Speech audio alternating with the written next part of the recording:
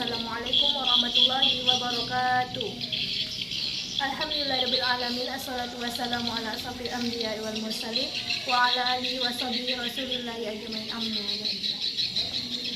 Perkenalkan, nama saya Sani Ursela, saya sebagai moderator kelompok 11 dan di sebelah kanan saya Restia Trisesa. Kami dari kelompok 11 yang akan menjelaskan tentang analisa SWOT. Penjelasan baiklah, untuk tidak memperpanjang mukadimah lagi, langsung saja penjelasan pertama akan dijelaskan oleh Restia Trisesa. Kepadanya dipersilakan.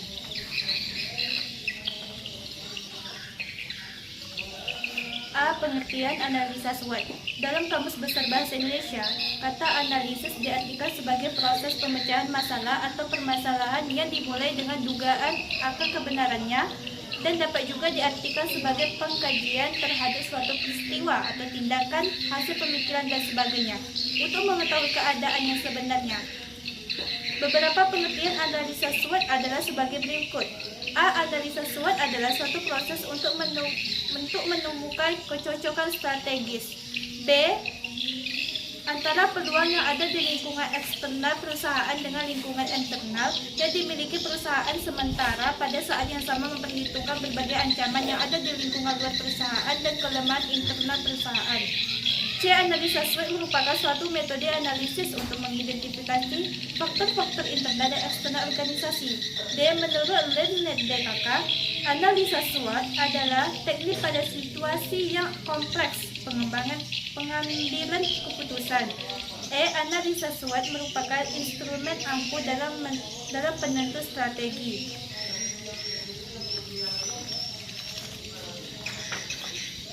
B. Faktor internal dan eksternal analisa SWOT. Adapun penjelasan mengenai keempat faktor adalah sebagai berikut. 1. Faktor kekuatan, strength, merupakan kondisi internal positif yang memberikan keuntungan kompetitif dalam menghadapi persaingan bagi lembaga pendidikan. Kekuatan ini yang kemudian menjadi kunci perbedaan lembaga pendidikan satu dengan lembaga pendidikan yang lainnya. 2. Faktor kelemahan, weakness atau kelemahan merupakan kondisi internal negatif yang dapat merendahkan penilaian terhadap sekolah atau madrasah. Kelemahan dapat berupa rendahnya SDM yang dimiliki, produk yang tidak berkualitas, image yang tidak kuat, kepemimpinan yang buruk, dan yang lain-lain. 3. Faktor peluang adalah kondisi sekarang atau masa depan yang menguntungkan sekolah atau madrasah. Peluang merupakan kondisi eksternal yang dapat memberikan peluang-peluang untuk kemajuan lembaga, seperti adanya perubahan hukum, menurunnya persaing, dan meningkatnya jumlah siswa baru. 4. Faktor tantangan. Faktor tantangan adalah kondisi eksternal sekolah atau madrasah sekarang dan yang akan datang yang tidak menguntungkan. C. Strategi peningkatan kualitas dan cara mengukurnya. Agar sekolah-sekolah unggulan yang bernuansa Islam tetap bertahan dan mampu merespon kebutuhan masyarakat pada setiap zaman, maka ia harus memiliki strategi peningkatan kualitas dan cara pengukurannya yang efektif. Adapun strategi tersebut adalah: A.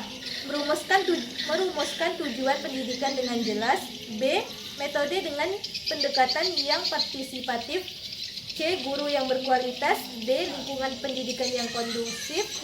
E. Sarana dan prasarana yang relevan dengan pencapaian tujuan. Untuk mengukurnya, berhasil tidaknya strategi tersebut dapat dilihat melalui beberapa indikator sebagai berikut. Yang pertama, secara akademik, para lulusan pendidikan tersebut dapat melanjutkan ke jenjang pendidikan yang lebih tinggi. Yang kedua, yaitu secara moral, lulusan pendidikan tersebut dapat menunjukkan tanggung jawab dan kepeduliannya terhadap masyarakat sekitarnya. Yang ketiga, yaitu secara individual, lulusan pendidikan tersebut dapat meningkatkan ketakwaannya, yaitu manusia yang melaksanakan segala perintah dan meninggalkan segala larangannya. Yang keempat, secara sosial, lulusan pendidikan tersebut dapat berinteraksi dan bersosialisasi dengan masyarakat sekitarnya. Dan yang kelima, secara kultural, ia mampu menginterpretasikan ajaran agamanya sesuai dengan lingkungan sosialnya. D. Implementasi analisis SWOT dalam meningkatkan mutu pendidikan berbasis sekolah. Dalam penerapan analisis SWOT, tentunya terdapat beberapa cara yang dapat digunakan agar analisis SWOT dapat menghasilkan solusi agar dapat dengan baik mendapatkan strategi dalam meningkatkan mutu pendidikan. Adapun kerangka kerja analisis SWOT menurut Imam Maghali dan Ara Hidayat.